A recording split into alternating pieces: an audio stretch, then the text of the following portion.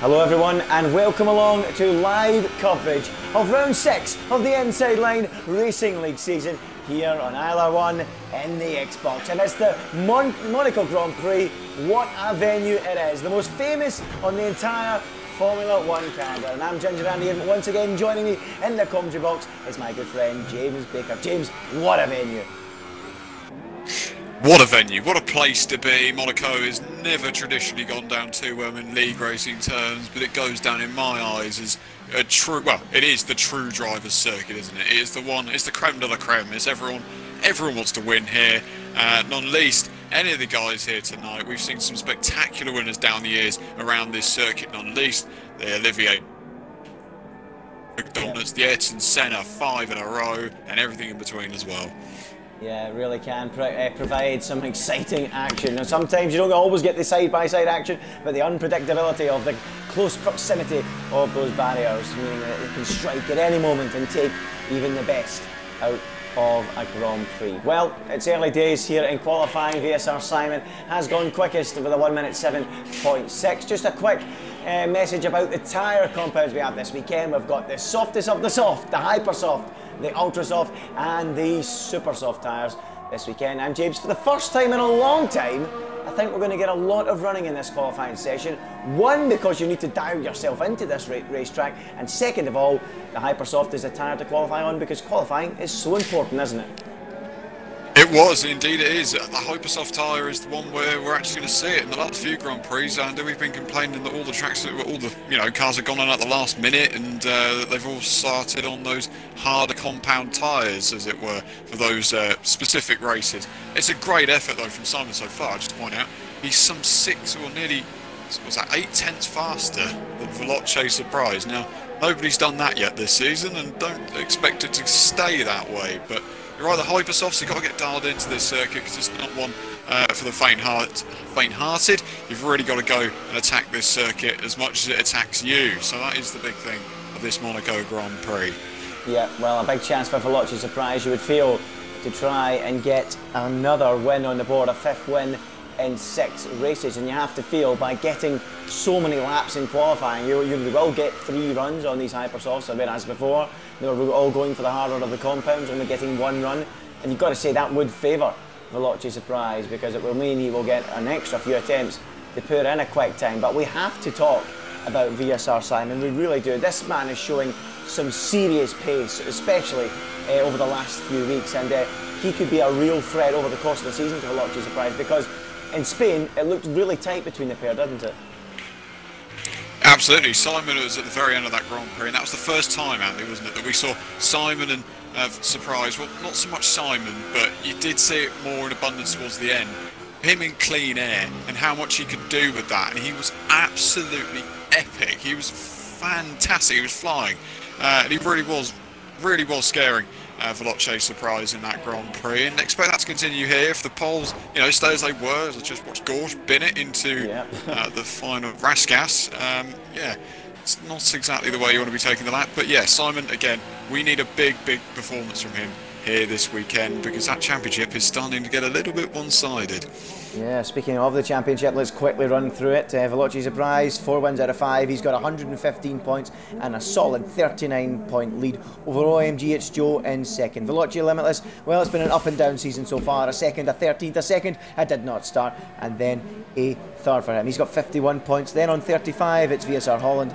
AVR Reynolds is on 32. 2 cars on 28. VSR Simon, as we just mentioned, and LCR Leopard. TRL Martin, a disappointing season so far. He is on 27 points, and on 24 points is TR Morsel. And rounding out the top 10, we've got Jork 94 with 20 points. And I'm now just going to mute my iPad because it's causing all sorts of bleeping sounds that no one wants to hear. And there you go, that's them away. But interestingly, a great first effort there from Simon, a 1 minute 7.6. It's taken a long time before anyone gets properly close to it, and that's LCR Leopard in second with a 1.7.9. But Simon, that's a really strong marker from him so far, isn't it? Absolutely. It's a really good benchmark, but also the guys behind him, don't not rule them out. You see Leopard there in P2, Powerful in P3, who's qualified on pole in Spain, and he's one to watch as well. But we know, Andy, around this circuit, it's not so much the racing that counts; it's more the consistency, and especially in qualifying, I should say. That is the real big thing for these guys in this weekend, is qualifying well, and you have to qualify on the front row here. It's so difficult to win from any further back than that, unless there's a big old bit of carnage into Sandevot. So it's likely that that could happen, but it doesn't often happen. So maybe, but let's just hope that we get a good first lap and a great pole lap as well, because some man who will take pole position around here will have had to do a very, very good lap indeed. Yeah, VSR Simon, let's ride on board with him at the moment. I think he's actually just backed out of a lap. I think he did an 18 flat through the first sector, encountered a little bit of traffic and backed out of it. So VSR Simon currently the man on top with 9.5 minutes to go, but he's backed out of this current run as the McLaren driver, and I think he's making his way back to the pit. So who else we got out there? Veloci Surprise. Let's go on board with him then as he climbs up through Massenet and then through Casino Square. Is he going to have any gambles during the Grand Prix? We'll soon see as he plunges down through the right-hander of Mirabeau and then into the tightest corner on the Formula 1 calendar. 25 miles an hour through there. I wonder if you could get a road car through there quicker. I'd love to challenge that one as he now goes through Portier and then plunging into darkness through the tunnel. And high-speed right-hander, probably as you run out here into the sunlight, good chance to make an overtake, probably the best chance to make any sort of overtake down into that Nouvelle chicane, isn't it, James?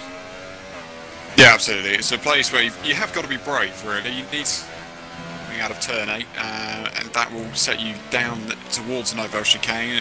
It's always really, you have to get the move done there, because if you're slower, or sorry, you're faster and you're stuck behind a car and you don't go for the move into the Nouvelle chicane, you've got to sit through them with Tabac and the swimming pool section as well. And that is a horrid, horrid place to be behind a car, because there's really, and that's the big thing around here as well, no overtaking. It's so pedestrian around here in terms of you can't afford to make overtakes. You have to be in just single file traffic, as Joe slots himself into P2 in the Ferrari. Oh, I was riding on board with Surprise there. Yeah, good to see Joe going up to P2. Surprise not dialed in at all at the moment. He just did a 1 minute 9.5 scruffy lap, and then on his way down through Massenet and then into the Casino Square, he got the rear right tyre clipped up against the wall as he tried to hug the inside too much and sent it pirouetting.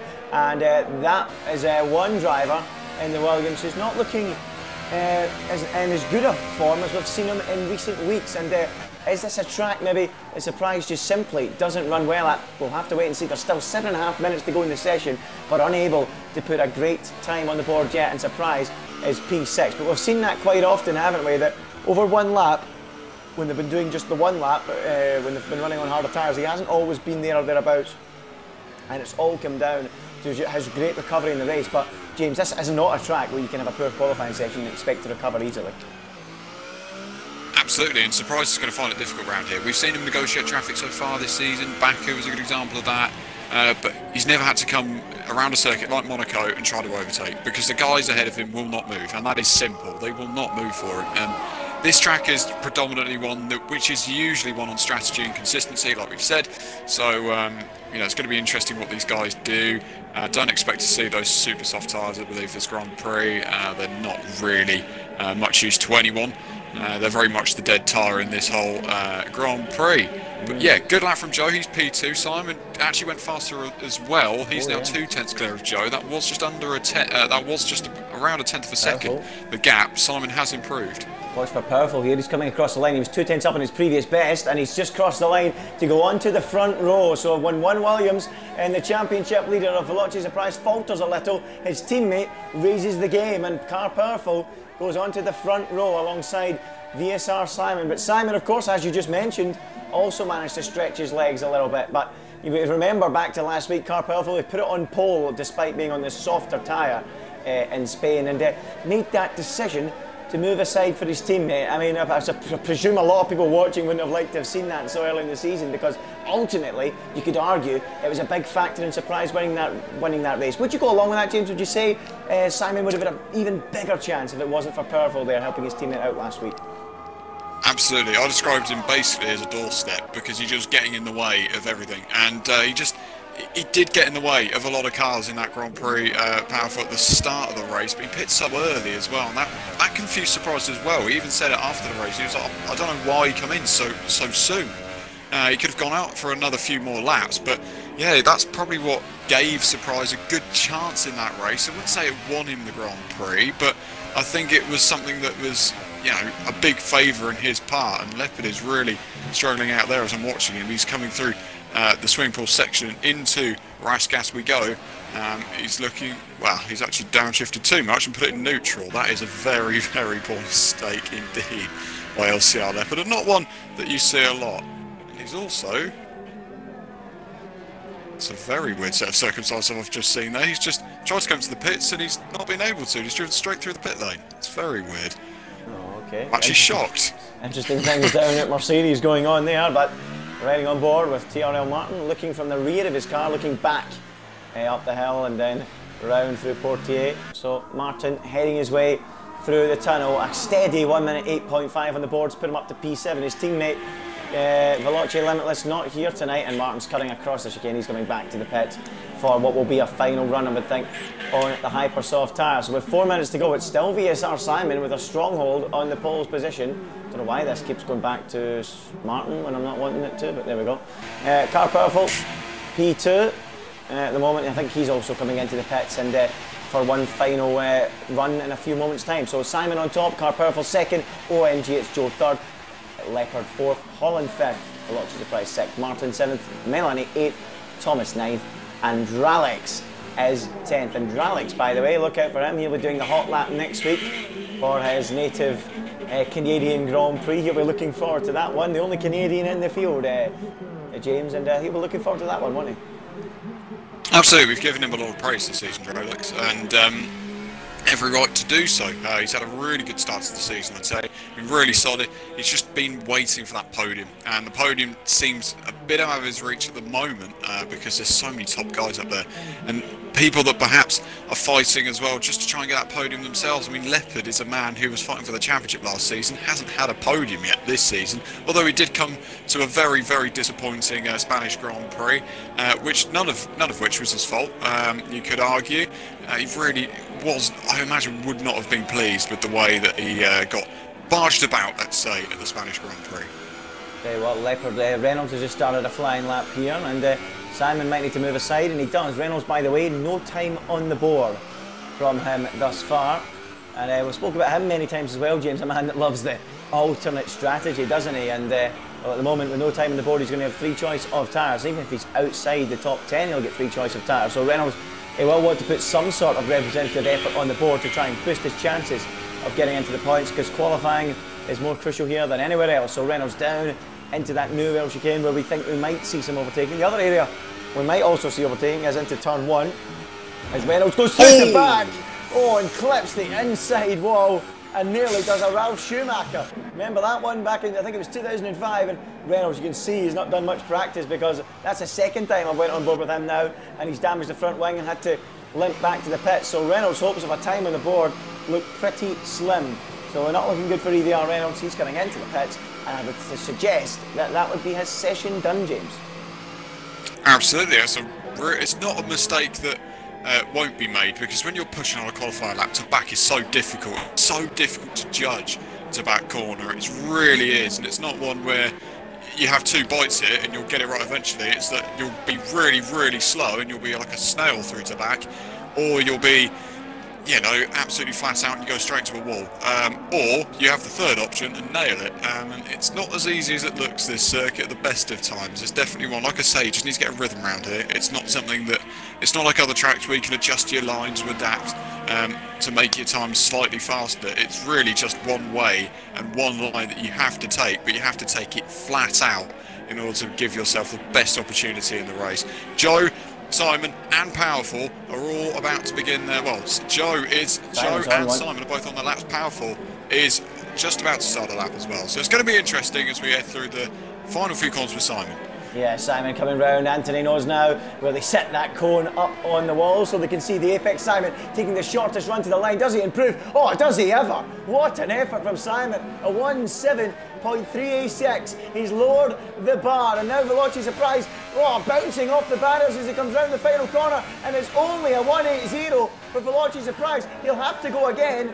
Can he find any more time? So not looking good for him. Let's go on board with OMG It's Joe, the man in second place in the Drivers' Championship. The Ferrari galloping through the swimming pool chicane and down towards Raskas. Currently P3, Surprise, only P5, a real chance to claw some points back in the championship. Here comes Joe in the Ferrari for the line. Can he snatch pole? No, he can't, but he can go up into P2. So P2 for OMG It's Joe. Powerful has abandoned his lap. Leopard's just begun one. Surprise on another one, but he's 2/10 down on his best through sector 1. Simon's backed out. So what about, who else can we fight? Holland's gone 6th. Leopard. Martin 8th. But Leopard is the one to watch at the moment, isn't he, James? Absolutely right, and Joe, I'd just like to point out on his lap, tap to back corner, he was going so wide through to back, and that really cost him, and now Leopard is taking the narrowest line possible through the tunnel as he heads down towards the Novel chicane. You've really got to nail it here because the back end steps out on you as you come through the Novel chicane. The back end will be flying around, and he does again. Carl Powerful is currently 3rd. That could be under serious jeopardy because Leopard has absolutely nailed to back corner into the swimming pool section. Comes up at you so fast as a roller coaster ride around this Monaco circuit. In towards the final couple of corners we go. Into the Anthony Knox corner we go once again. Turn 19 creeps up on you. Towards the line then goes Leopard. Can he improve? Can he get on the front row? No, he can't. He stays in P4, but a good effort from the Mercedes. Yeah, great effort there from LCR Leopard, but it's VSR Simon, the man that's been threatening and threatening and threatening to deliver. He finally lands the knockout blow in a qualifying session. It's Simon on pole with a 1:07.386. A great effort. He didn't even need that final run, but it was a fantastic effort from him, and he beats the man that's second in the championship, OMG It's Joe, to that pole position. So Joe, he will start from P2. I mean, he would have loved to have started on pole, but when you consider where Surprise is, it's a good chance to claw back on that 39-point advantage that Veloci Surprise has. But this Monaco circuit, I think he alluded to it last week in his interview, he was not a fan of it, and it's been proved to be the case here. But Simon, who just continues to improve in pace, improve in confidence, really starting to look the business. The German driver for McLaren on top here in Monaco in qualifying. A 1:07.386. He's almost 2.5 tenths quicker than OMG It's Joe. Car Powerful is 3rd. It's 4th for LCR Leopard. 5th for Veloci Surprise. It's a solid effort from him, but he would have liked to have done better, it has to be said, for the championship leader. VSR Holland is 6th. Another solid job from him. Melanie 7th, and Martin a disappointing 8th, I would have thought. Gosh is 9th. It's Thomas in 10th. Dralix P11. Hayden 12th. 13th for Overkill, 14th Mercel, 15th for Verstappen, 16th K, and right at the bottom, EVR Reynolds, who will be probably going for some crazy strategy. I would presume the super soft tyre, knowing what he's like. Absolutely, but probably would be going for that, actually thinking about it. Just get as far as you can into that Grand Prix, but Monaco dawns on us. It's actually a dry race, which is always good because Monaco in the wet would be a complete mess. There's no other words of putting it. Sandavot is so close to turn 1 as well. It's one of the shortest runs into the first corner you get all season. And let's not forget, from the Anthony Knox corner, you can barely see Sandavot. Sandavot's not even in shot because the Monaco Grand Prix pit lane, pit straight, isn't even a straight, it's a kink. So you won't be able to see it from the Anthony Knox corner. The back of the field may only just see Sandavot. Yeah, and even at that, they'll be struggling. I don't even think the midfield will be able to see it. It really is that a unique feature of this Monaco Grand Prix circuit. I mean, the whole setting of it is unique. The fact we're right down on the harbour in the city with the mountains in the background, it really is incredible that they can fit 20 of the greatest Formula 1 cars charging around this racetrack. It really is quite a sight. I'd love to go and watch it, not in a virtual sense, but in the real thing as well. I've not yet had the chance. I think that would be quite simply awesome. But we've got the second best thing, or arguably the better thing, of seeing it on the PlayStation or the Xbox. We love watching these guys battle it out around Monaco. And VSR Simon starting from that pole position. Let's quickly run through them again. Let's have a quick look, of course, as we always like to, at the tyre compounds and the choices by those outside the top. Let's see if I can get it. I've not got it yet. Where is it? Tyre. There it is there. VSR Simon OMGH Joe, Car Powerful, Leopard top 4. Surprise, Holland, Melanie, Martin, Ghosh and Thomas rounding out the top 10, all on the Hyper Softs. Then it gets interesting, you've got Dralix on the Ultra Softs, that's what tyre he has chose. Hayden and Overkill on the Supers, Murso, Verstappen, Kay and Reynolds have gone for the Ultra. So a little mixture, a couple of guys choosing the Super Soft tyre. And James, I suppose, when you've got nothing to lose, like when you're Hayden in particular, we know he's always talking about his lack of pace, you could perhaps just run late into the race, out in the front when everyone else is pitted, and pray for a late safety car or a late virtual safety car, because a virtual safety car is entirely possible around here, isn't it? Well, safety car is entirely possible around here, but yeah. Andy, that's the big risk I think around here, is actually doing that alternate strategy. Because if you're in the mid pack, like you see with Dralix, Hayden, and Overkills, those and everyone else behind them as well, they're risking it really. They're hoping that they don't get into any sort of carnage into turn one, especially those super soft runners, because they've got no other set of super softs. This is a big moment for them, and they cannot afford to mess up the start. The launch here is absolutely crucial, and it's probably where we'll see the race won, perhaps. Yep, you're absolutely right, and you're absolutely right to say that those guys on Super Softs and Ultra Softs, they cannot afford to be tripping over each other down into turn one, especially those on Supers. Of course, as you say, the only set they'll have, so if they do that, they're going to have to do an extra stop later on in the Grand Prix, but the cars are all coming down to the grid, and as you can see, what James was talking about, that curving nature, as they all form up on the straight. The guys near the back of the pack won't be able to see Sandy Voigt. They can barely see it down at the front of the field. As I try and get myself a good camera angle, there we go. The 5 red lights are coming on, and when they go out, we'll be racing around the Monaco Grand Prix circuit now. Oh. What a start from Joe. Simon barely moved off the line, and the Ferrari sweeps into the lead before they even get to turn one. Simon had a nightmare. Surprise has gone flying up into P3 as well, but it's Joe in the Ferrari with the early lead. Simon second, Surprise third, and Car Powerful is P4. Incredible start there from Joe. Perhaps there was a little bit of lag there for Simon, and that might explain why he never got away, or plain and simply just reacted poorly as they all funnel their way down through that tight hairpin. A little bit of side-by-side action further down the field. One of the Toro Rossos doing battle there, but I think they've all got through smoothly. They've all got away without any problems, and that's what we like to see, James.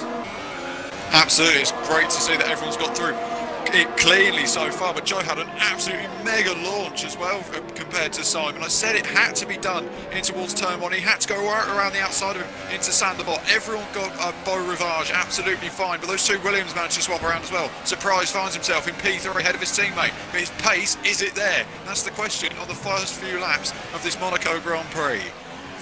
Yeah, unfortunately, folks, just let you know, we've not got the intervals on the left-hand side. That is going to hamper us quite a lot. For some reason, it's given us the arrow change of the previous lap. Oh, there we go. We're getting them now. That's good. So it's Joe in the lead from Simon second, Surprise in third, and Car Powerful in fourth. What a start for Surprise. He needed that, given that he was down in P5 on the grid, especially with Joe hopping up into the lead. But they're all going to settle down now into a rhythm on these hyper-soft tyres and try and get their way around this racetrack without bouncing off any barriers. It's crucial for their race and for the championship, especially if you're the championship contenders, to get to the end. And it's crucial for the guys further down the field. They don't often get points. This is a track that can claim quite a few cars.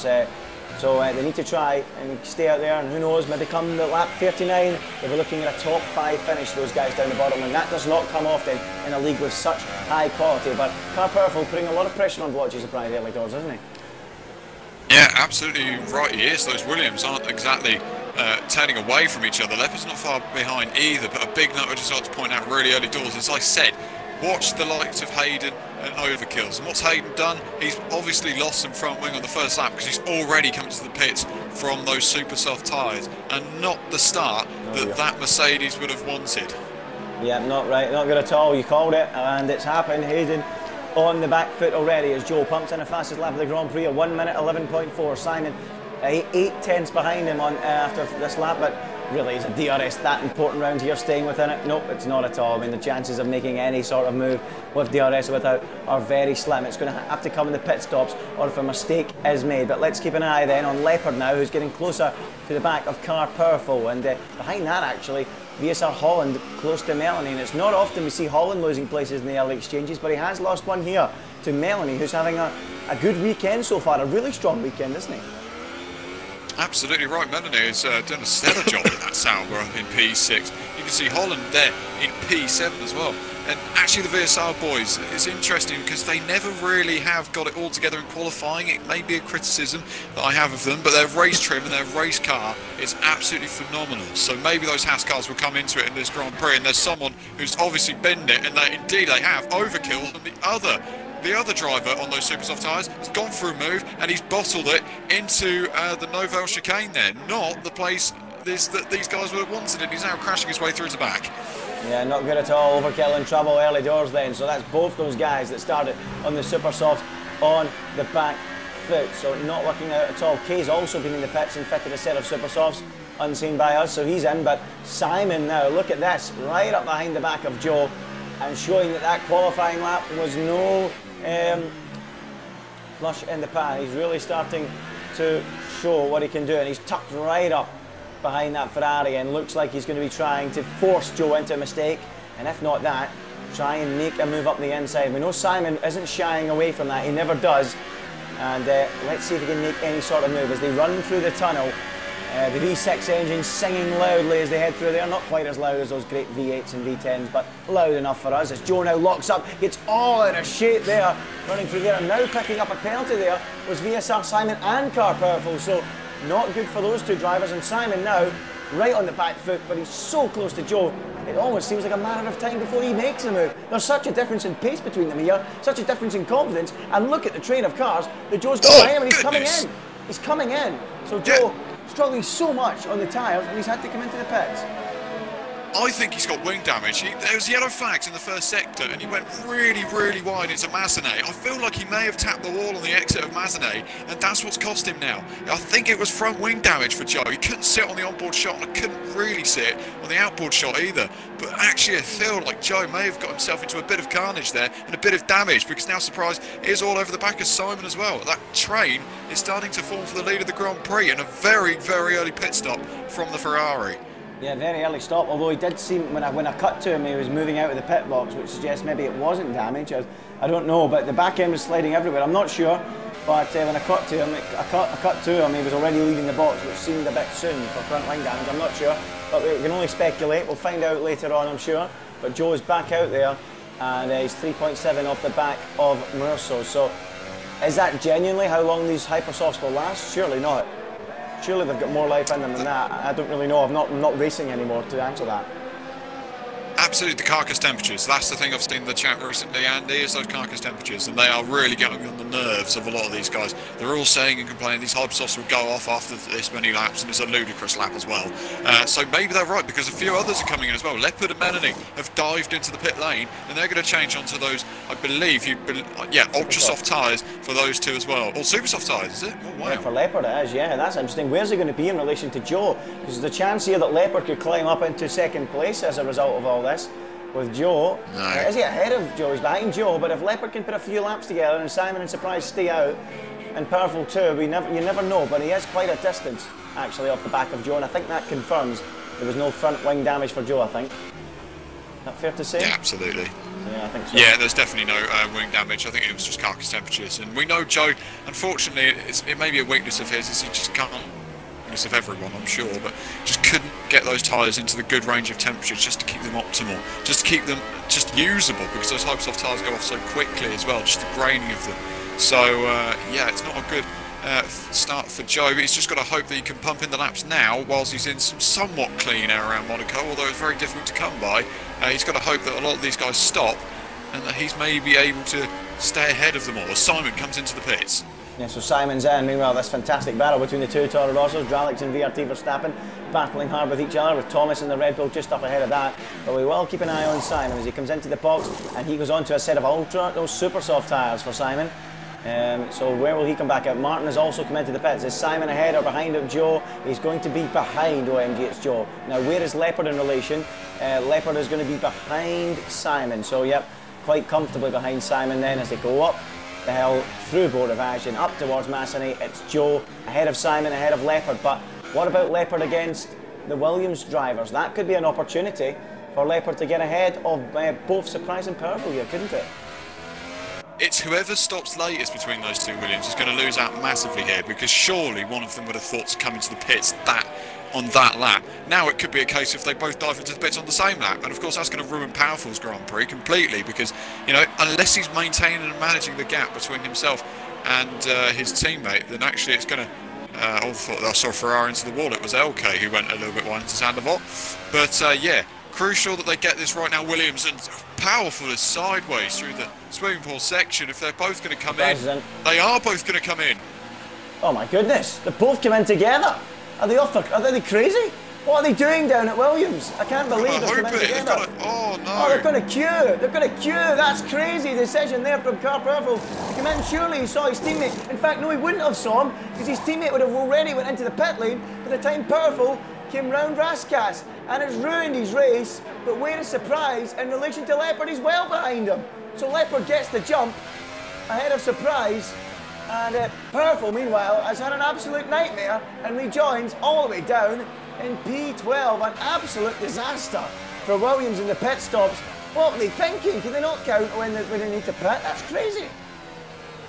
It's absolutely crazy, and that's exactly what I just said as well. That if one of them, you would have thought one of them would have stopped the lap earlier. It's just natural, isn't it? It's just a thought. And even if you don't know what your teammate's doing, I mean, the worst possible scenario is to pit too late, and I feel like Williams have pit too late there, if anything. Drelex is right up behind Thomas as well, and this is back for P2. It's not necessarily for P2, and Leopard has found himself past more so as well there. Simon is also saying right up behind Joe, Drelex and Thomas and Verstappen, all within close proximity of each other. Oh, Thomas's rear end sliding everywhere. I think he could be another one having problems with tyre carcass temperatures as Thomas pits, and then carrying on are Drelex and Verstappen. And now look who's right behind them, the two net leaders, Joe and Simon. And Joe really needs to get a move on here. Well, does he really? I mean, I suppose he might be happy to just sit behind him. I mean, can he do that? I think he can afford to. Oh, he's going up the inside. That one cut buffer. There goes. That's Massini. Oh my goodness. Oh, that's risky. That's brilliant. Oh, that's fantastic. So risky. So much trust needed to be put in the faith of Verstappen. So much faith, so much trust. He went down the inside. Verstappen didn't fight it too hard, and through went Joe. And I'm really surprised Joe took that risk on. He didn't need to, because there was very small chance Simon would get through, but he's just strengthened his chances of victory massively there with that manoeuvre, because now Simon's under pressure to make a move on the Toro Rosso Verstappen, isn't he? That was brilliant from Joe, so opportunistic. Absolutely brilliant move. One of the moves of the season from Joe to Mirabeau. You do not make overtakes into Mirabeau corner. Let's get that cleared up, ladies and gents. But also you've got to consider, this is bringing Leopard back into the race. This traffic is really helping Matt. If you recall the 2011 Grand Prix, there's all those back markers, one of which was Hamilton back in those days, believe it or not. And yeah, they really did play dividends in the course of that race. The top three were very close on that day. Will we see a similar fate here as well between the Mercedes, the McLaren and the Ferrari? But Verstappen is holding Simon up a little bit significantly here. Joe maybe needs to get a move on just to kick the lead of this Grand Prix. I think Leopard bounced off the barrier there on the exit of turn one, and I think, has he damaged the winger slightly there? I've seen a bit of front wing flying. I'm trying to see from the outboard with the halo nowadays. You can't quite tell, and he has. So not good at all for LCR Leopard. So some slight damage there. I can't quite, yeah, there it's there. You can see it now on the right hand side there as he goes through the hairpin. Leopard got the damage, and now Simon is lining up a move on VRT Verstappen. Now, is it worth punting it up the inside, hoping that the Toro Rosso won't fight it? Because that's sort of what Joe did. Is Simon going to do it? He has a think about it, but no more than a think. And thankfully for Simon, he doesn't have to go flying up the inside of Verstappen, because at the moment Joe's still being held by Drelex, and that will keep that Ferrari within his sights at the moment. But Joe looking really racy. He wants a second win of the season, and he's already pushing Drelex through the corners. And if Drelex pits here, that will help him even further, and it doesn't result in a pit stop from Drelex. These guys are going long on the Ultrasofts, and they're going to stay out, and Joe is going to have to go passing Drelex now down towards turn one. Drelex eases aside, and through goes Joe up another place, and that's now two Toro Rossos between Joe and Simon, and the odds are shortening on a Joe victory here, aren't they? Absolutely they are, and it was really crucial that Drelex got out of the way. There's two Toro Rossos. Traditionally they're just looking for the best results they can as well for Verstappen and Drelex, and there goes Simon down the inside in towards it's Rivard. Oh goodness me, I forgot the name. Mirabeau. Oh good. Was it Mirabeau? Well, yeah, doesn't matter because Simon's threw it into P4. Yeah, that's Mirabeau. Massini was the one that Joe made the move, so through goes Simon. up into P4 ahead of Verstappen. Mirabos and Massenet's up. It's a nightmare, I know, a nightmare. But anyway, onto the back of Dralix goes Simon into the Nouvelle chicane and out. Oh, down the inside! And gets it done. So Simon, 2 moves in a couple of corners and up he goes. He felt he finally had to start forcing the issue. He did. Although he didn't fight it too hard, he still had to make the move, he still had to be brave, he still had to be bold, and he's back up into the tail of Joe. And now can he unleash the pace that he has, those 2-lap pressure tyres that he has as well, and get onto the back of Joe and then overtake Joe because he needs to, and then build a gap because he's got a 3-second time penalty, does the McLaren driver, doesn't he? Holland's being held into the... Oh, no, he isn't. Holland's back out of the pits. He was look like he's being held in the pit lane there. Surprises all over the back now of Leopard as well. And you're right what to say about Joe. He needs to just keep with it now because we know how good Simon is. It's just reeling in a car, apparently. He's absolutely fantastic at it. So there's no way... He could definitely take the leaders Grand Prix. It's all to play for just yet. There's a fair few laps to go for this Monaco Grand Prix. But what's surprising Leopard as well? Martin is closing in on that train as well. That's going to be crucial for him in this championship because he's had such a horrid start to the season. The man who was looking for a championship last year where it all went up in smoke from Brazil and definitely in Abu Dhabi as well. But yeah, Leopard and Martin back racing each other again on circuit. I want to see that. Yeah, we absolutely love to see that. Leopard surprise Martin, a good little barrel shaping up there with it behind the Toro Rosso train of Dralix and Verstappen.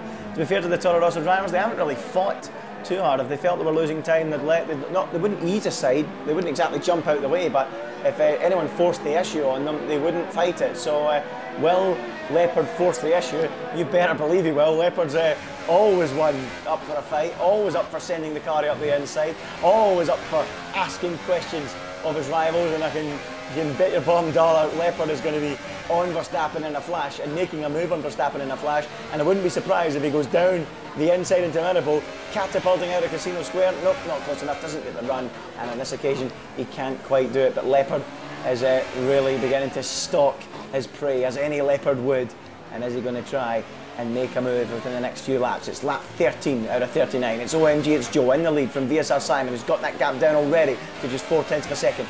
Then the 2 Toro Rossos that are going long on their ultra soft tyres. Then the net P3 of Leopard with Surprise. Then Martin, then Melanie and VSR Holland on the ultra soft tyre. But look how close, look how much Leopard is asking questions of Verstappen, just unable to get the answer that he needs to get himself up into P4 at the moment. And Verstappen starting to struggle a little bit with those carcass temperatures, with the tyre life, and dropping off the back of his teammate, isn't he?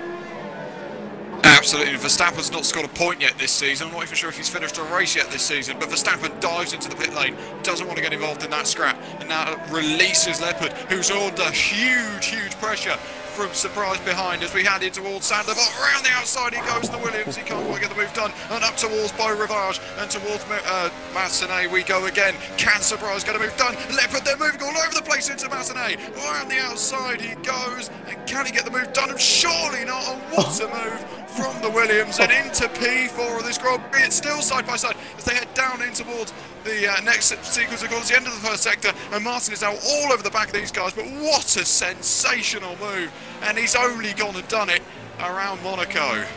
I am gobsmacked. My mouth was open the entire time that move happened. That is probably the greatest move I've ever seen from anybody at Monaco. Veloci Surprise, take a bow. That was absolutely ridiculous. Round the outside through Massenet, inside at Casino Square, and he moves up into P4. And well, he might not be an ILR champion yet, but with moves like that, he sure will be soon. That was special. So let's go back to the front.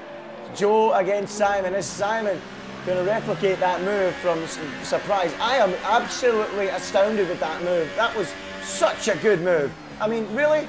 Round the outside there, and then they continued to fight down the hill through Casino Square, and then what is Monaco? How do you do that? That was madness. I cannot believe what I've just seen. And Surprise has just pulled off one of the best moves I think I've ever seen, and I need to take a break because I just cannot believe that. And Martin, meanwhile, as well, he's stalking like a leopard, and he fancies repeating some of the Surprise joy that he had a moment ago. But Just talk us through that, James. How good was that? On a scale of 1 to 100. The racecraft, I think the racecraft there was absolutely stellar. It was something that you expect of drivers of this magnitude. Really was wheel to wheel. It was unbelievable. Absolutely unbelievable. You may not find a better move this season, Andy, to be honest, because that is just simply spellbinding. Absolutely spellbinding around Monaco. Leopard gave him the space. He's got understeer because of the lack of front wing, and somehow, even with that lack of understeer, Surprise has just gone right round the outside of the car, which is damaged. And to be honest, understeer and pushing you wide is, you know, very much it's an equation that's going to happen. So Leopard, what a tremendous bit of driving not to crash into Surprise there, and he tried to squeeze him in towards Mirabeau, and that was just unbelievable. Unbelievable from those two. One of the great moves I've ever seen as well, Andy. It's right up there, a stellar move.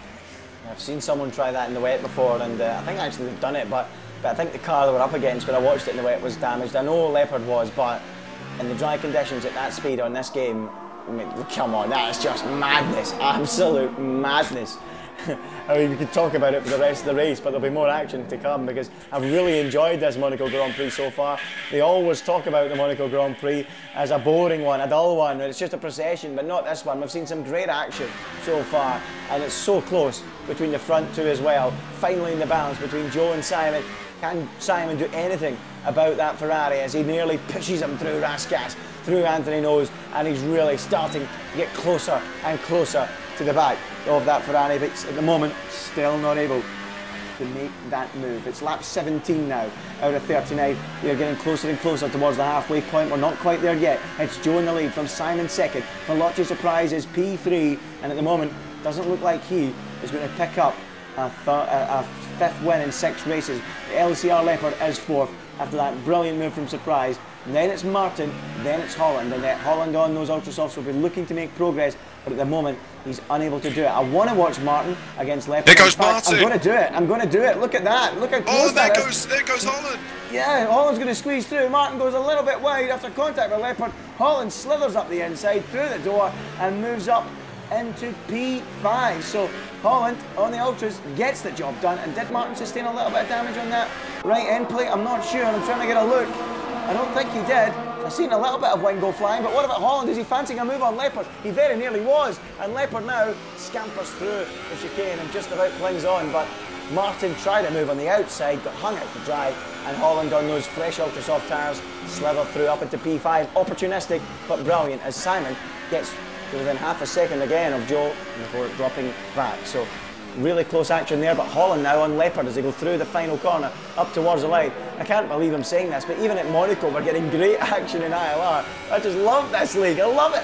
So Holland onto the back of Leopard as they go through turn 1. Is he going to get a run up the hill? He moves up into mode 4. Can he do what Veloci Surprise did on Leopard? He's going to try it. Oh, he thinks about it round the outside and then taps Leopard midway through Masseny. You can see that Leopard's really struggling to carry any sort of speed through those high-speed corners and really starting to hold everyone up now. Martin in there too, Melanie in there, Karpovel in there. So they're all pushing him through the corners, and Holland is really starting to get impatient now on those Ultrasoft tyre, the fresher tyre between the two, the more grippier tyre between the two. And they're half the age of LCR Leopard, and surely Holland now is going to make a move on the brakes into the Nouvelle chicane. He's up the inside, he makes the apex, and he moves up into P4. He might have lost 1 place at the start, but you can better believe it, he's made up some places now, and he started 6th, he's up to P4, and again, proving that that Haas car is superb in race trim. Absolutely stellar move once again from Holland. Absolutely brilliant. Had to really nail that because Leopard was coming over on him at the Nouvelle chicane, and that is dangerous stuff. But Simon and Joe are still in close proximity. Simon was actually weaving down the pit straight, or the pit curve as it is, around Monaco, but he was weaving up behind Joe, just saying, just let me through, you know, I'm just here. He's not going to let him through. These guys are born and bred racers, and they're not going to let each other through with, you know, with the white flag, as it were. They're not going to surrender this early doors. Yeah, absolutely not. And this is really getting exciting now between Simon and Joe. Simon with that 3-second penalty will know that he has to get a move done soon on Joe to build that gap, because He needs 3 seconds. He can talk to his engineer. His engineer will tell him that the car in front doesn't have any penalties. Can you confirm that, Joe? James, can you confirm that for us? I'm pretty sure. A little bit of a Murrayism there. Apologies. As Simon gets close to the back of Joe again. Look at him. He's pushing him through the corners, and Martin picks up a 3-second time penalty in P6. But where can Simon do it? Can he do it into turn 1? Can he do it in the Nouvelle chicane where we saw Holland do it? Or will he have to try the impossible that we saw from Veloci Surprise? But you have to feel that Surprise, and I'm not taking anything away from the move, by the way. Surprise was obviously aided that Leopard was just a little bit wounded, and Joe is not going to be going that slowly through Massenet, so it's going to be really tough to make any sort of move. We're now beyond the halfway point of the race. It's Joe from Simon, from Surprise, from Holland. And the other problem for Veloci Surprise, for Simon, is that Surprise is coming at them slowly, and maybe by the end of the race he'll be under 3 seconds to Simon. So another incentive for Simon to get a move on Joe, isn't it? Yeah, it's a really nervy race, Andy. I mean, these two haven't yet really got enough fight in this championship to really afford to lose all these points against Surprise. Now, a move from both of these guys is going to be a crucial one and could spark controversy if it goes wrong. So I'm sure that'll be playing in their mind. I know they're racers, but in some circumstances like here, around Monaco, you've got the opportunity to bag some good points, and it's... Oh, there's another penalty for Simon, and that's not good. 6 seconds now, James. 6 seconds, and that is really going to hamper him, isn't it? Absolutely right. That will absolutely hinder him. I was just going to go to the penalties between Joe and Simon, and it is... Well, Simon has got a penalty, so it's not looking good. And I feel like Simon's also losing a little bit of pace, dare I say. He's losing a lot of time to Joe now. Yeah, he's dropped off the back of him. Has Simon damaged the wing somewhere? He has now. Got 6 seconds, I think, after collecting that latest one. So Simon under real threat now, and there's a genuine threat from Veloci Surprise behind now, who's 6.7 behind him. I'm not sure if Surprise has got a penalty. Can you brush us up on that one? It was a nice absolutely. But we'll keep an eye he's on that. one warning away from a penalty, so it's not completely out of the realms of possibility. A lot of people try their luck on the track extending, especially with the swimming pool section, with that far chicane, and also the Novo chicane as well. You want to keep it straight as possible and not run us too wide. So actually, there's a few places you can corner cut around Monaco, despite the close barrier proximity. Absolutely. Absolutely. We said that in certain tracks it's not easy to get it, well, it's quite difficult to get a corner cut. Baku in particular is quite tough to get one due to the barriers. There's not many chicanes as such where the curves are, and there's runoff areas to get those penalties. But let's ride on board with TRL Martin and watch him frustrated at the wheel, focusing and trying to make a move on LCR Leopard as Overkill jumps aside as they head down towards Saint-Devote. Where can he do it? Can he draw some inspiration from that brilliant move from Veloci Surprise earlier on in the Grand Prix? On the way up the hill this time, he doesn't look close enough. So let's just keep an eye on TRL Martin. He's got 27% of his battery against Leopard with 90%. So it looks like Martin's pulling out all the stops, trying to get a move done, but he just can't get close enough. A big mention to Melanie as well, who's putting in a fine race as Leopard went a little bit deep there into Mirabeau. You want to be on the inside of Mirabeau because of the camber of the corner.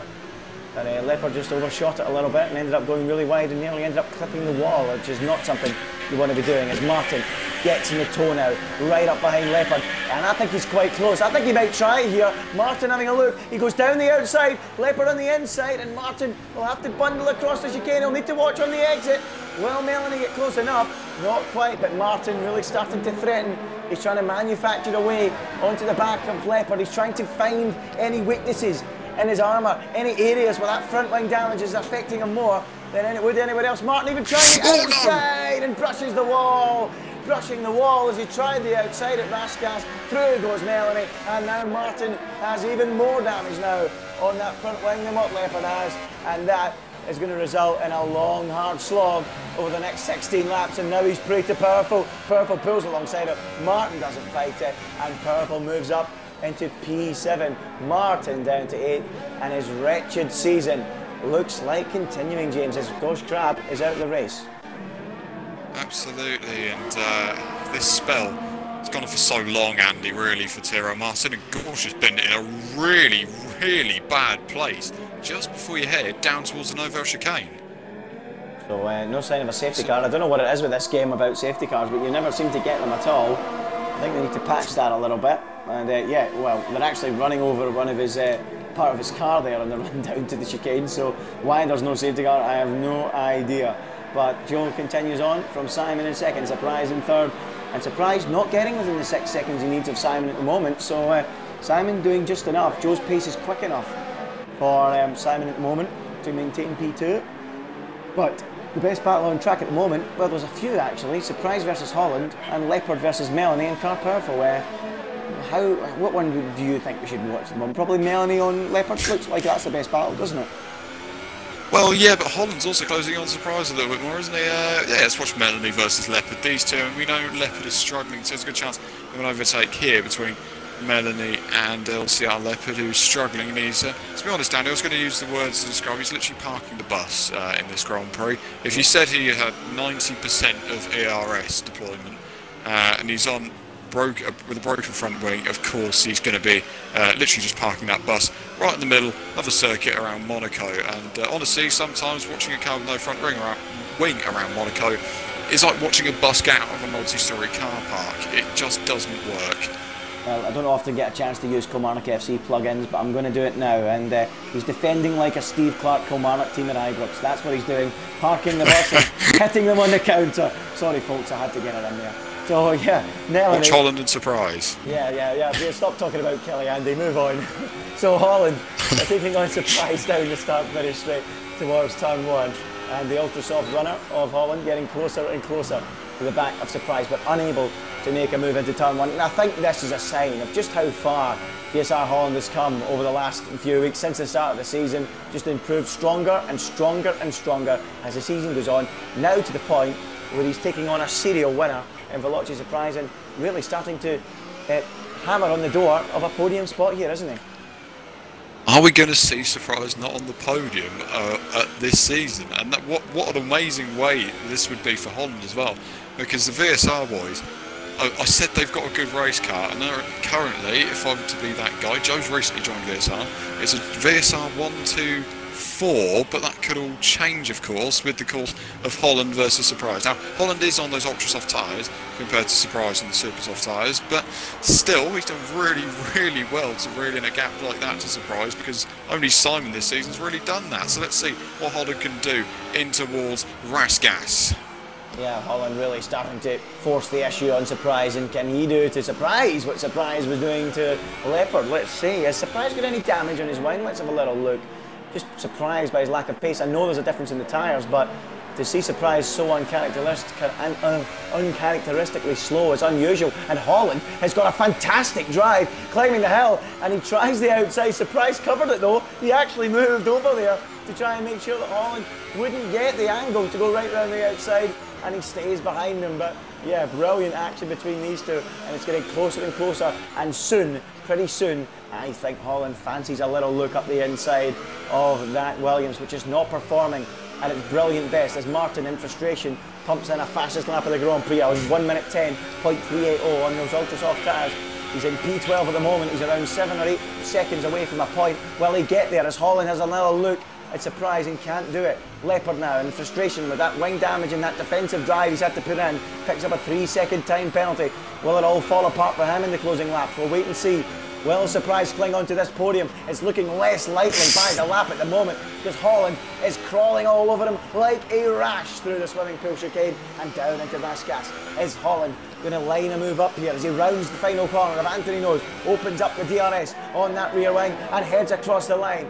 Surprise just ahead at the moment. Can Holland slingshot his car out of Saint-Devant? I think he can, and again he's getting close as they run up the hill, using up that battery. We've got a yellow in sector 3, I'm not sure why, and Leopard's pitted, so that may explain it, not sure. But back to Holland versus Surprise as they trundle down the hill, missing the bump on the left hand side in the road as it unsettles the car, and still Surprise clings on as the battle continues to simmer in the pot, doesn't it?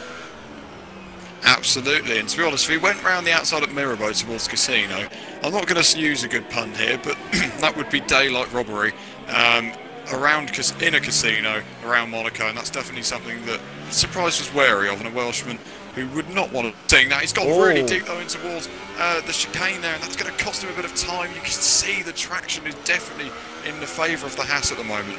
Yeah, the Haas is really pushing it now, isn't he? Right up behind Surprise, and it shows in particular through the Tabac and the swimming pool section. He's got so much more confidence in the car. And Surprise, he's just doing enough through Saint-Devote and up the hill. If he gets out of shape once and spins up the rears once and the carcass of the tyres, the temperatures that we keep talking about on this game, Holland will have a run. And will he have a run this time as they go into turn 1? Can he get that traction out of Saint-Devote? He can, but Surprise gets a reasonable enough run, and surely as they go up the hill, he will do enough and he will stay ahead, and indeed he does. It's Joseph Simon, then Surprise, who's still dropping off the back of Simon, believe it or not, and then he is occupied with VSR Holland climbing all over the back of him. So what about VSR Thomas? I presume he's a reserve, VSR Thomas, making his first race here, debut, is it? Or is it his second? I can't remember. But P5 at the moment, he's doing a fantastic job for a reserve, isn't he? I was literally just about to say that. He's come, I don't know where he's come from. I think this is his first race back as a reserve. He's been in around the ILR ranks before, and I've seen him last season in particular as well. I remember him around Canada for some reason. Don't know why that sticks out in my memory, but that's where I remember him most. And yeah, he's doing a really fine job, because that can't be an easy position to come in. The first race back around this league is around Monaco. You know how hectic the league is? Yeah, I mean, Monaco is not the most ideal place to come back to racing, is it? But everyone behind seemingly having a good race. Alex up there in P8, Master coming back in P9, Verstappen on point in the points at the moment, looking for his first of the season. Here comes Holland though towards Saint-Devote. Yep, Holland again trying to press the issue and Surprise, but again he's going to be left frustrated, about as frustrated as VSR Simon is. He's been looking at the back of a Ferrari all afternoon, so it's not been going well for him. We've got a yellow in sector 3. We're going to try and find it. It's overkill. He's in the wall at the final corner, so he's overdone it, and overkill will have to get back on his merry way, and he's having a nightmare race right down at the back of the pack. Points not looking likely for him at all. LCR Leopard, by the way, he has rejoined the race after that pit stop. He's now in 11th place and right behind VRT Verstappen. It might be worth looking at that in a few moments, but we'll keep an eye on VSR Holland first. Is he going to have another look at Surprise on the brakes? I don't think so, and he remains behind, so let's have a look at Leopard. Giddy on. I just caught Verstappen as they were going up Beau Rivage. I'm not joking, Andy, he was sideways at Beau Rivage. That was the most scary thing I've ever seen. How he kept that out of the wall, I'll never know. It was a Verstappen catch of the Brazil type. It was absolutely incredible catch from VRT Verstappen. Goodness gracious me. But Leopard is all over him now, and this is surely going to be a move for 10th place, and Verstappen still won't be able to score any points. Holland is still right up behind Surprise as well, and Leopard has got ahead of Verstappen, and Verstappen's pushing him round as well, but Verstappen loses out on a position there. He's under pressure now from Morso up behind him. Verstappen having to defend that a little bit harder against the hat of Morso, and Morso, as they head down towards the final couple of corners, will be wanting to size a move up here, because he knows his teammates fighting for a podium. Everything's possible, but the Northern Irishman will be hoping to get back past or get ahead of VRT Verstappen. Yeah, great action there. Verstappen tried to fight it, but Leopard just bars his way up and past into that position. Let's have a look at Car Powerful and Melanie, who are doing battle for P6. Melanie, who's probably having his strongest race since joining ILR, is that fair to say? He's putting in a strong performance. Definitely. In P6. Is the man who loves his melons. And Car Powerful, at the moment, unable to do anything about the Melon Merchant. And the Melon Merchant holds on to P6. So can Powerful make a move? Powerful, who since joining has a bit of an up and down. He's showing some flashes of pace, but no real consistency over the course of a Grand Prix as of yet. And he's, wow, lighting up the rear end there and bouncing off the wall, and I think damaged the front wing. And I think his charge onto the back of Melanie is just about to be halted, James, because that front wing is not in a good shape anymore. Oh, goodness me. Not going well then for Powerful, but I'm still watching this fight between Holland and Surprise, and somehow Holland hasn't got a move done on this. Williams is as wide as the barriers around Monaco, so it can't be that wide, you'd think, but no. Of course, he's really struggling to get past his Holland. He's got the faster car, you feel. Thomas isn't closing in an awful lot in behind, but these ultra soft tyres are working a treat at the moment for VSR Holland. He needs to get this move done on Veloce Surprise though. It will happen surely within the next couple of laps, you would think, but he's only got 8 more laps of this Monaco Grand Prix to do it. He just needs to nail a run and get him towards Sandoval and everything that follows. Looks like Morso's found a way through on Verstappen as well, unseen by us. I'll go back to the battle that matters though, and that's Holland again. Surprise! And he nearly pushed him there, and Surprise gets a 3-second time penalty there, I presume for cutting the chicane, the swimming pool.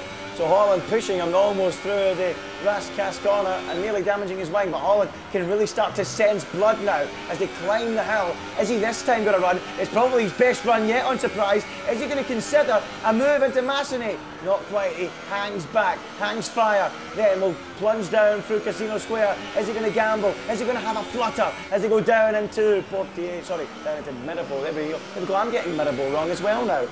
It's a curse for the commentators, but no. Holland stays behind Veloci Surprise, and it's as you were. But Joe out front, 27 laps he's done now on those super softs, and I would think just a couple more laps holding Simon there. Even if Simon gets past, he won't build that 3-second advantage, and it's looking good for Joe unless he himself picks up a 3-second time penalty. But Holland, let's have a look at him, James. Does he have any penalties, or is he net P3 here? No, he's absolutely clean. As they're coming towards the back, look at him, he's nearly pushing him around to back corner. He can't quite get the move done through there. But let's not consider as well that Surprise also has a penalty, and we know Holland doesn't. So that is crucial in this Grand Prix, in the overall course of a podium around Monaco. And what a performance that would be from the Hat again, who started so far down the field. And I said early doors that he would have a good race car here, and it's proven that once again. And this time Holland has got a move done surely towards Sandoval. They're almost squeezing each other into the wall, squeezing each other into the corner of Sandoval. And yeah, Holland can't quite get the move done just yet, but we head up towards the famous Casino Square, and he just can't get this move done just yet. He's pushing him round towards Mirabeau. Yeah, look at Holland. He really is starting to get impatient now. He really wants to get that P3 and perhaps, without any penalties, start charging up the road onto the back of Simon and Joel. Because Simon's got 6 seconds left. I think that might be too tall an order though. He's left this charge too late to get past Surprise, who's now 10 seconds off the back of Simon, who Simon himself is only half a second behind the leader now. He's cut that gap down, but Holland, he's forcing the issue. Is he going to start throwing this move up the inside anytime soon? Will he know that Surprise has got penalties? And look how much he's pushing him into the back now. He really is starting to mount the pressure. He's in the gearbox as they go through the swimming pool chicane, but still, Holland is being denied that move by Veloci Surprise, who's wider than a London bus here in Monte Carlo. So round Anthony Nose they go. Lap 34 out of 39, and Holland's finally close. Can he smell blood? Surprise feels the need to cover. Holland on the outside. Is he going to get squeezed? He sure is, and Surprise just has enough to get the car in front through turn 1. Now up through Bonavage towards Masseny. Is Holland going to try again? He'll try and try all he can, but Surprise again has all the answers as they go through Casino Square, and still it's Surprise P3 and Holland P4. But as the laps tick by, it's starting to get ever more tense, ever more tricky, ever more difficult for Veloci Surprise to keep that charging Haas behind, isn't it, James? Absolutely, he called black and he got red out. He's not working at all at the moment for Surprise. He's really struggling around here, and the gamble just to stay ahead, to defend that position as hard as he did, my goodness me, that would have been some move around the outside at Sandoval. And to be honest, any move you make around here is going to be a stellar move. But Surprise is really fearing now Holland behind him, who's put in a stellar drive once again in the Haas. And I'm sure the first few races of this. Here we go. Yeah, we've got a move here from Martin. Oh, down the inside goes Holland. Oh, sorry, nearly went up the inside into the final. I need to call it Radion, into Rascasse, and he couldn't quite get the move done through there. But damn well, nearly squeezed Surprise on the exit of Rascasse corner. Don't know where to look at the moment. You were looking at one thing, I was looking at the other. Martin is pushing Dralex through Rascasse. He's right on his tail. Keep me posted on Holland. Interrupt if you need to. I know it's close there, but Martin is also close, and in fact I'm actually going to go to that battle between Holland and Surprise because it's so close. Martin looked like he was making a move, and now Holland's going down to the inside make that move through Monaco. You can barely fit one car through there, let alone two. Try the hairpin, it's even tighter. Round the outside goes Holland. He'll never get it through there, and still Surprise holds on. Holland's tried in just about every corner on this racetrack. Unseen by us, Martin's got the move done on Dralex. Leopard's through as well. Don't know how that occurred, don't know if there was any contact, but Holland still can't get through on Veloci Surprise. Imagine trying round the outside of the hairpin. That's when you know you're desperate, James, isn't it? Oh my goodness me, that was so good. My goodness me, again through the swimming pool again. He's close again, and he can't quite get the move done. And we head down towards the first corner, the last corner, which will soon become Sandavot, and Anthony Knott's corner follows, and here we go then. Will he be able to get a move? Surprise, sorry, Joe and Simon are a tenth between those two. 2 tenths between those two now. Simon is staying put right up behind the gearbox of IMG Joe at the moment in the Ferrari, but look at the house. He's absolutely swamping that Williams. It's just horrid to see how that Haas cannot get the move done on Surprise. The Welshman is fearing this podium at the moment because Holland is throwing everything at him to get onto the top 3 and onto the rostrum. Yeah, this is madness. 2 great battles on the racetrack at the moment. Arguably 3 if you include the one with Martin, Dralix and Leopard, and Morso and Purple also trading blows for the final point as well, further down the field it would seem. Absolutely brilliant. A Monaco Grand Prix full of action. It's been tense. Tense has been the word. There's been excitement, there's been drama, it's peaked at times. We have seen some great overtakes, and it's just continuing all the way to the flag. Even ILR can deliver in Monaco. It delivers everywhere. As Simon now gets close to the back of Joe, there's action everywhere. As Simon finally thinking about making a move on Joe to try and force him into that mistake he needs to get in front, but at the moment it ain't happening as they go through turn 1 and then up the hill. Now it's time to switch their attention to VSR Holland. Can he make any move down towards turn 1 or up the hill? It doesn't look likely, and I think for that reason we need to go back again to the battle between Simon and Joe as I spill milk all over the carpet. Oopsie daisy. So back with the action. VSR Holland and Surprise. That might smell later on. Do I care? Not a bit of it. This is a great battle. Holland versus Surprise. So Holland, can he do it this time? No, he can't, and still Surprise. Melanie down the inside in towards the casino we go. Oh, what a move from the Sauber. He's up another position into P5. Oh, sorry to go across there, but that was a stellar move from Melanie in the Sauber. And he's having a tremendous Grand Prix out there today. Yeah, real contender for driver of the day. Cut across me all you want. That was needed. And through goes Melanie up into P5. So real contender for driver of the day there. Real contender in Holland. Real contender in Joe as well out front, you could argue. Remember, folks, let us know who your driver of the day is. We want to know what you think. We want to hear your opinions. Who is the man for you to get driver of the day? Quite a few contenders. I would say Joe, Holland, Melanie are the main contenders for it. Arguably Thomas as well on his return and as a reserve to do so strongly. So 3 or 4 men you could argue who could take home the driver of the day this afternoon. Who would you go for? We've got a yellow flag in sector 2. Why is that? I can't pick it up at the moment. Don't know why it was. Who cares? Let's stay with the back of Holland on the attack of Veloce Surprise. And at the moment, I can't see the move getting done. And I think the penalties will mean Holland will get it anyway. It's been a great battle. Really enjoyed it. But I think it's time to settle down and just let it slide. As Martin now gets close to the back of his Red Bull teammate. Oh my goodness, Leopard's there as well. Leopard's on the inside of Martin. We're nearly 3 wide through Massey. Oh, the Red Bulls! They've come together. Martin and Thomas off the road, and Leopard slithers through up into P7. Wow, I didn't even see the Mercedes till the last second there, and that got incredibly close up at Massey and Casino Square. Well, there was some gambling going up there, and the Red Bull of Thomas lost the gamble at Casino Square, and he drops to P8, Martin up to P6, Leopard up to P7. Wow, that was mental, wasn't it? Absolutely crazy, but Holland is now starting to lose a bit of grip in those ultra soft tyres. He's throwing the car all over the place. The rear end stepping out like I don't really know how to describe this one, but it's like watching one of those Winter Olympic sports, one of the skeletons going down one of those fantastic circuits that they have as well. But here we go, Surprise is defending like crazy against Holland. It's the lead of the Grand Prix for Joe. It may be the win at Monaco for Joe as well. He leads the race from Simon and Surprise, and then Holland in P4, but he will finish on the podium as it stands. Yeah, wow, what a race. I really have enjoyed this as Leopard and Martin now look like they're going to trade blows in the battle for 6th and 7th. Oh, no! Oh, pushing! Leopard pushing him, pushing Martin through the corner. And Martin, I think, will survive for another day. We'll get yellow flags in sector 1, and Thomas is out. He's crashed it. Thomas has put it in the wall. Oh, after such a great drive, he's put it in the wall at Casino Square and ruined his chances of points on his return. So that's a shame for Thomas. He's in the wall. But let's go to Joe, who's going through Rascas now.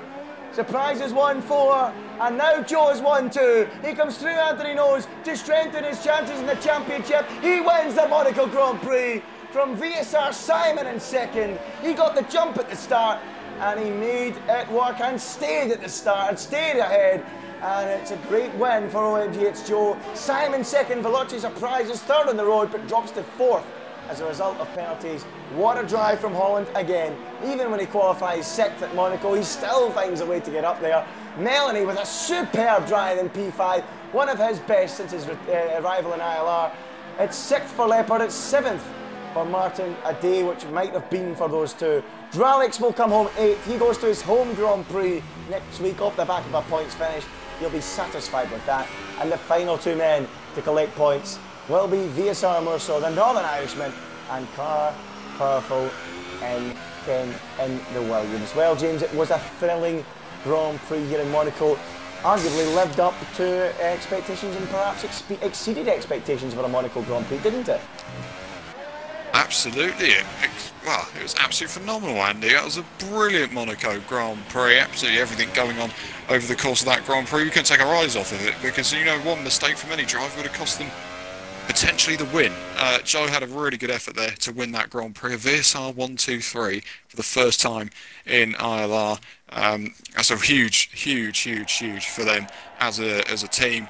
And I'm sure the owner of VSR will be very, very happy with that as well. Because I was speaking with him the other day, and he was saying how it was so difficult for him. They've won the last 3 or 4 championships in ILR PS4, I believe, with one of their drivers. So to get 1, 2, 3 in Xbox, that is a huge achievement around the Monaco Grand Prix circuit. Let's see then the final classification of this Monaco Grand Prix, or what it will do is give me a black screen, which is always what I want to see. But there you go, there's your final race results. Joe wins from Simon in P2, there's Holland in P3 who fought all the way for that podium. Veloce Surprise finishes in P4, Melanie a fantastic P5, from 7th on the grid. He had an outstanding weekend, did Melanie. Leopard finishes in 6th despite all of his efforts and that real troublesome time that he had with the front wing damage. Martin came back with wing damage to finish in P7. Dralix kept it all together and on the road to finish 8th once again, and some really good points for the Toro Rosso team. Also comes in tonight, once again proving how so ones to watch in this Constructors' Championship. Car Powerful, who started from the 2nd row and 3rd on the grid, made the 2-stop strategy, worked for him, but only for points. Thomas was unfortunate to get into contact. He finishes 11th, but ahead of VRT Verstappen and Hayden, despite not finishing the race. Overkills, Gorsh Crab, LK and Reynolds all failed to finish. Yeah, wow, what a race. Oh, sorry, on you go. You want to take interviews on from now, from this point? Well, we need to get the others into the lobby, which is exactly what I was about to say, into the party, so that's exactly what I was going to say. Okay, well, we need to wait on a couple of guys to join, but fantastic result there. OMG, it's Joe winning that race. An absolute thriller here in Monte Carlo. Action everywhere. We're interested to know who your driver of the day was. James, I'm going to ask you now as we wait for everyone else to join. Who was your driver of the day today? A few contenders. I would say the contenders would be maybe Joe, VSR Holland and Melanie with that P5. Would you agree with those three? And could you pick one of those three if you agree? I would pick Holland just because of how much pressure he put under Surprise, and it was obviously a difficult circuit for him, but it's a huge result, ultimately, for any driver to get into the top 3 and beating a man in the championship, and I'm sure that's going to be quite a confidence boost, but we'll find out with the questions, Andy. Joe, we'll go swiftly onto you, the winner of the Monaco Grand Prix, your 2nd win of the season. It can't be a bad place to do it around Monaco, can it? No.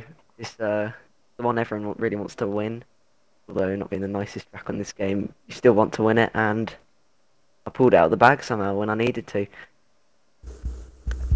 Yeah, it was also a pretty mental qualifying session, and the start, I'm not too sure what happened at the start, but the launch seemed to do you really good. Well, we've done absolutely brilliant launch. I'm not sure whether it was lag or whatever, but was that what you saw on your screen? I'm sure you saw a good start on your screen, but what I'm basically saying is, just how good was that start?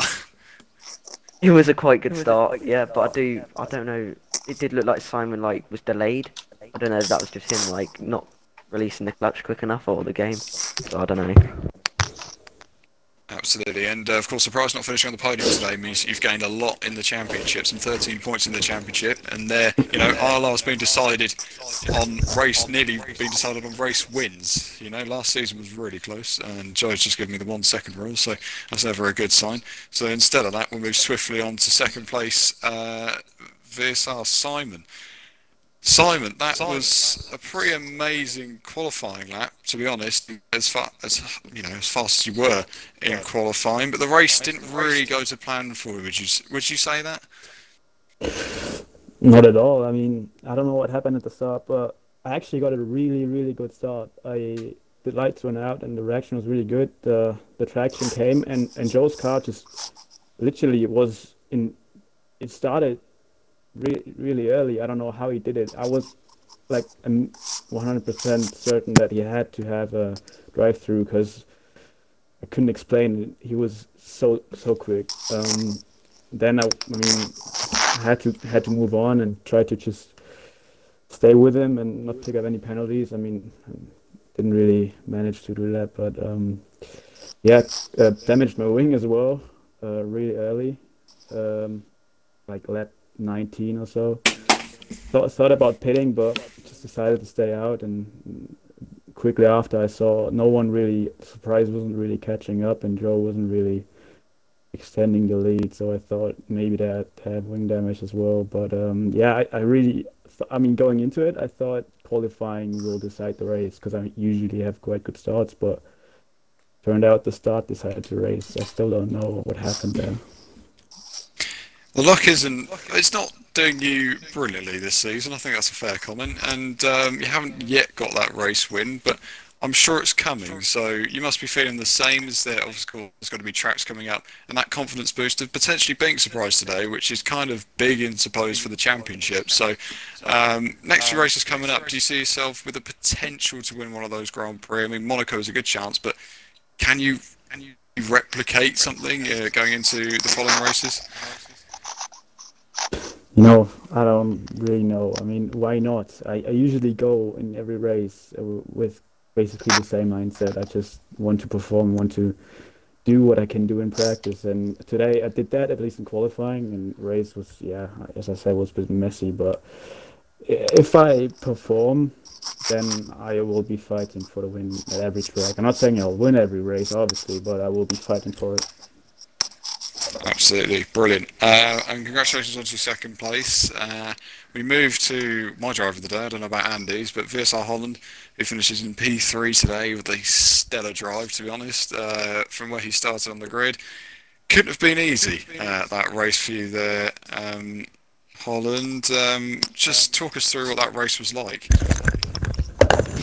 Probably the most sweaty race I think I've ever done, ever. Sorry, folks. Yeah. Sorry, folks. Didn't think I'd be able to boost past Melody and Leopard. As soon as I came out ninth, I thought I screwed the race up, but I made it through. And then caught up to Surprise. He just couldn't find a way through. He was too good at defending, but yeah, chuffed with a P3 out of it. I mean, let's not forget it's I believe it's a VSR 1, 2, 3 here today. So, I mean, for you guys, it's a pretty big achievement. Holland, is it qualifying that's really the big issue potentially for yourself? Because we do see you, with no disrespect, we see you to the lower ends of the top 10. So do you think that if you do get that good qualifying together, that actually you could potentially win a race this season? Not sure about winning a race, but maybe fighting for the win potentially if I sort my qualifying out. Well, there you go. I love a bit of I don't know what the word is. I just had the words completely got in my head. But you know what I'm on about. A really good drive from Holland to finish in P3. And Joe's back, so we'll go back to the question I was going to ask him. Which was... It seems like I'm not unprepared here. But Joe, the championship is, of course, I said to Simon, it's getting really close. It could get really close now. And it's just a case of momentum potentially for this championship. So next few races coming up, you know... Are there tracks that are going to favour yourself? We say it every week, but we're hoping that someone will really take the fight to Surprise this season. Do you think you're the man to do it? Well, going forward, going on the tracks coming up, I'm not really sure, if I'm honest. France at the start of the game was quite a nice track to drive. I'm not really sure about Canada. Apparently it's as bad as this track, the tyre temps, etc. We're going to find out. And on to your second question. I think last week Simon proved there wasn't just going to be rides out front every race. And this race, I hope I've proven that as well. So I'm looking forward for a good season. Brilliant. That's certainly what I want to hear. Well, congratulations on the top 3 for a brilliant result, and congratulations to VSR as a team as well for what they've achieved today. A pretty big feat, I'd say. And Andy, unless you've got any further questions, I think it's your cue. Yeah, I feel it was a good race. Really enjoyed it again. I thought Monaco has delivered and ILR has delivered once again. It's good to see a competitive field at the front again, and surprised he struggled a lot today, but I'm sure he'll be back to his brilliant best next week when we go to Canada. Who knows, maybe Dralix can win at home. That would be a real upset. It would delight the home crowd. Who knows? We'd love to see that. Not going to lie, I'm supposed to be neutral, but I'd love to see that. But yeah, Simon again today, a case of what might have been. He'll be gutted not to have won that one. I don't know if it was a desync off the line or Joe just got some mental start, I don't know. But Joe drove a great race, and he's now only 26 points behind Surprise in the championship, so almost within a race win.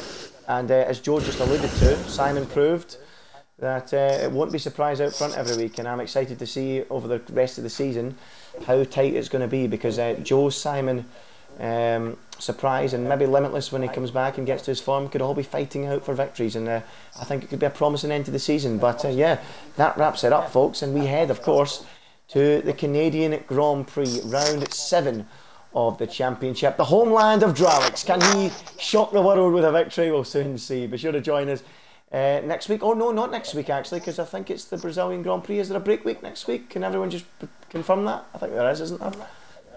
I don't think so. No idea. Is there? Maybe not. I don't know if that's just the PS4 guys, because no wait, is the Brazilian Grand Prix next week? Yeah, it is. So I don't know, folks. I've got no idea. Sorry lads. If you're watching, you'll just have to check out later on this week. Anyway, that's it, folks. It's either Canadian Grand Prix this week or next week. I don't know. And after that disaster, I'll just call it a night. Good night.